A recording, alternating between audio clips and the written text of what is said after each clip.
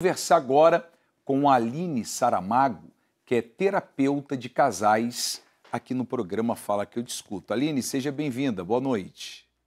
Olá, boa noite. Muito obrigada pelo convite. É muito bom estar aqui. E espero poder esclarecer, né, algumas coisas para as pessoas, né? A gente viu nessa última matéria, né, Aline, que nesses casos que a gente viu agora, a situação acabou de maneira trágica. Então, você que trabalha com casais, qual é a melhor maneira quando o casal está enfrentando uma crise, passando uma situação difícil? Então, é muito legal quando eu atendo pessoas que estão se conhecendo, às vezes, estão com um mês de relacionamento, ou estão recém-casadas, ou estão pensando em se juntar, porque aí a gente tem uma ação mais preventiva de entender como é que está esse diálogo, como está a disponibilidade em relação aos acordos do casal. Então, essa questão de tornar, por exemplo, a relação pública pode ser também vista como uma perda, uma falta de confiança ali na relação, né? Assim, ou naquela pessoa. Então, é como se ambos estivessem se traindo, né? De todo modo, bom, há sofrimento em relação a todos os envolvidos, com certeza, assim, as pessoas que foram entrevistadas falaram muito bem. A população também sofre, porque é como se o amor caísse em descrédito numa situação como essa, né? Fica se pensando que os homens não têm valor, ou que todo homem trai, o que não é verdade. Então, assim, é um sofrimento social tanto quanto individual, né? Há uma tentativa aí de resolver um caos interno. Tem questões muito individuais de cada pessoa, por isso que é interessante a gente trabalhar em terapia, ouvir cada parte, inclusive, às vezes, histórias da vida mesmo de cada um que podem influenciar os padrões comportamentais, coisas que às vezes estão inconscientes.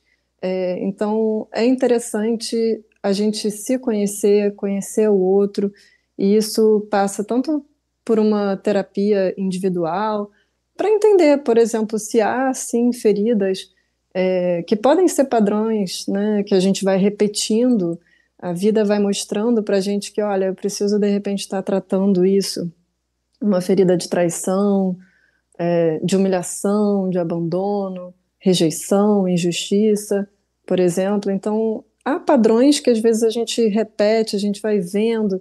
Tem pessoas que têm vários relacionamentos em que ocorrem traições, e aí isso pode, sim, chegar a um ponto em que a pessoa age por impulso e já está cansada, mas esgotada de tentar lidar com isso, mas não sabe como, né? Não leva para uma terapia, por exemplo, e isso pode, eu digo, transbordar, né? Assim, mas isso demonstra uma certa fragilidade emocional da pessoa conseguir trabalhar aquilo ela com ela mesma na terapia dela, na sua intimidade, não necessariamente estar expondo isso, porque as duas pessoas podem sofrer.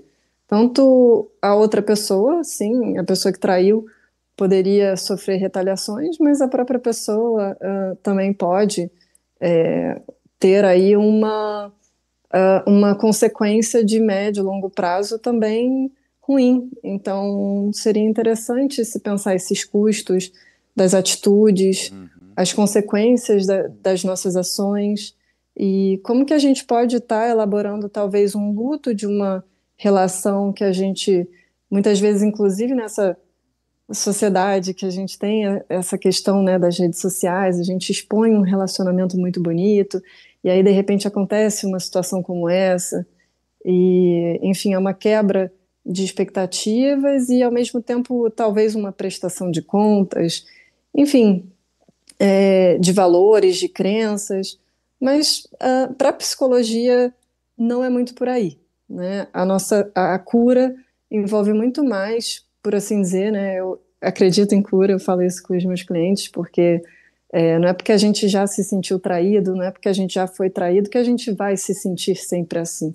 Uma coisa é a pessoa trair a nossa relação, a pessoa trair a gente, outra coisa é a gente realmente sentir essa dor como se fosse um problema nosso, né? E não uma questão ali que o outro não elaborou sobre si próprio, né? Então, você saber do seu valor próprio, reconstruir a sua autoestima, né? Digo, a pessoa traída. E a pessoa que traiu também entender que motivações inconscientes são essas, o que que leva, que vazios, né? Que falta é essa que eu não consigo suprir comigo mesmo, com a pessoa que eu estou me relacionando. Será que essa relação está sendo boa realmente? Que diálogo, que comunicação ali, o que está faltando de fato? O que que eu posso fazer para melhorar a minha relação ou a minha vida? Será que eu estou ali seguindo numa relação que já não existe há um tempo?